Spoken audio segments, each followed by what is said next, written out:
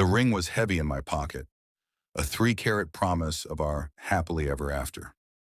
I was seconds away from dropping to one knee in our candlelit Chicago apartment when I heard Sarah's voice from the balcony, sharp, cold, and unrecognizable. Before we go deeper into this story, take a second and hit that subscribe button. Give this video a like, and let us know where you're watching from. I'm curious to know how far these stories travel. "It's almost done, Mark," she whispered into her phone. "Once he signs the prenup with the fidelity clause, I slipped in. The estate is ours." My heart didn't just break, it froze. Sarah wasn't talking to a friend. She was talking to my stepbrother, the man who had been trying to sue me for my father's inheritance for 3 years. Everything was a setup. In the chance meeting at the coffee shop in Lincoln Park, the shared dreams, the late-night talks, it was a long con. I stood in the shadows of the hallway, the velvet box mocking me.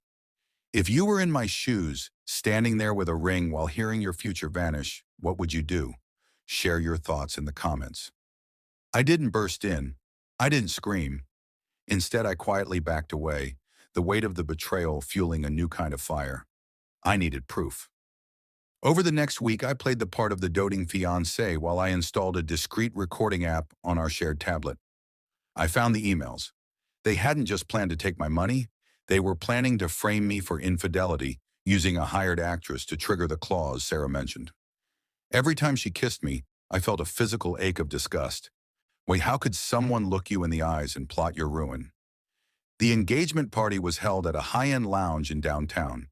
Both families were there, including Mark, wearing a smug, brotherly grin. I stood up, glass in hand. Sarah looked radiant in white, a wolf in silk clothing, waiting for her prize. "I have a special tribute for Sarah," I announced. Instead of a slideshow of our photos, the overhead projectors displayed her emails to Mark. The room went silent. The gas from our parents felt like a symphony. Sarah's face turned a ghostly shade of gray as her own voice played over the speakers. "The engagement is off," I said calmly. "And Mark, the police are outside regarding the industrial espionage files I found in your shared cloud drive." I walked out of that lounge a single man, but for the first time in years, I felt truly free from the snakes in my grass. Before we finish, take a second and share your thoughts so far on this story below. I read every single one. Thank you for joining me on Family Secrets and Revenge. Stories like these remind us that sometimes the people closest to us are the ones we know the least. If this story moved you, please hit the like button